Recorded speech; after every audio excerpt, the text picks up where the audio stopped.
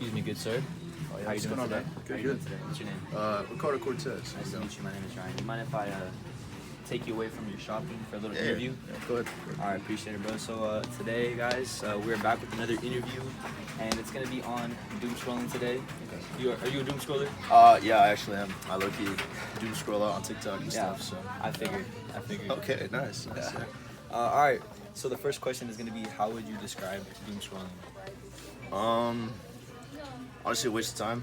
Like, it's just, there's no point of doing it, but it's, like, really addicting, so it's pretty much a waste of time. I'd be on there for, like, a couple hours, so it's just kind of crazy. It's understandable, yeah.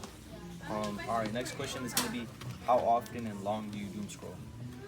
I'm not gonna lie, I'm probably gonna say, like, around 5 hours a day. 5 hours a I'm day? just, like, it's not consecutive, but it's, like, a split between the days, so I'm just like 2 hours, and then the last Yeah. hour. It's a lot though. I definitely get you because, like, for me, sometimes like I can wake up straight on my phone, just doom scrolling right away.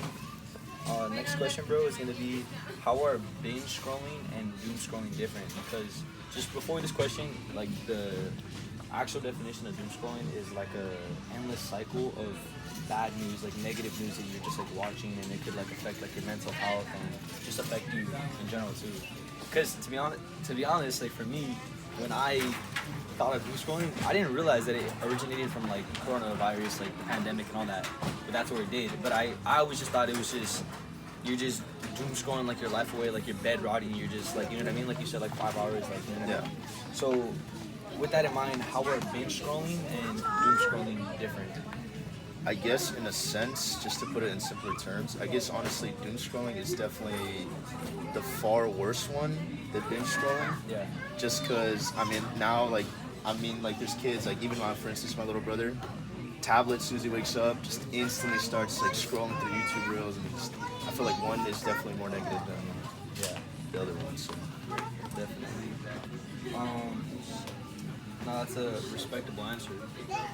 So next question, sorry. What apps do you spend most of your time on? definitely the two, just the main ones, the Instagram and TikTok.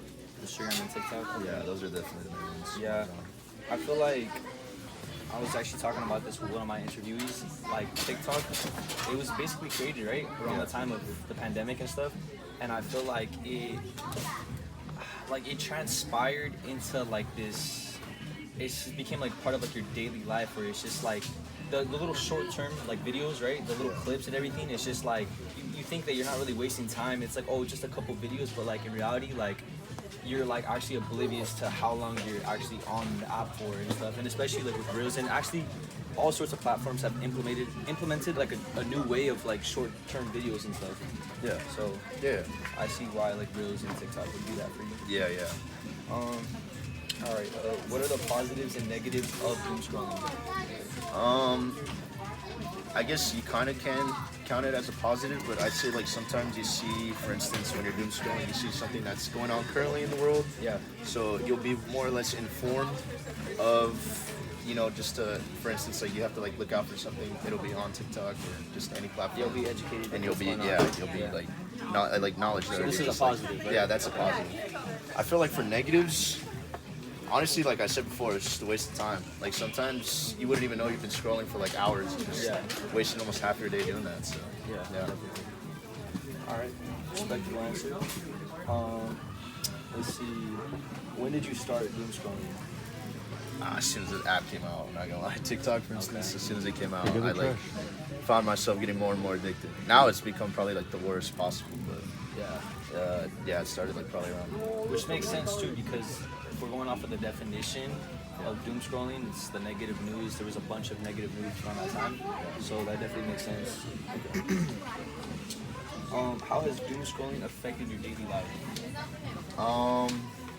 Honestly, it stops me from doing actual good things in my day, and just I like honestly, like I'm saying before, it just like literally consumes half of your day. I'm seeing myself like doing less and less more positive things in my life than I'd rather than just doom scrolling. Definitely.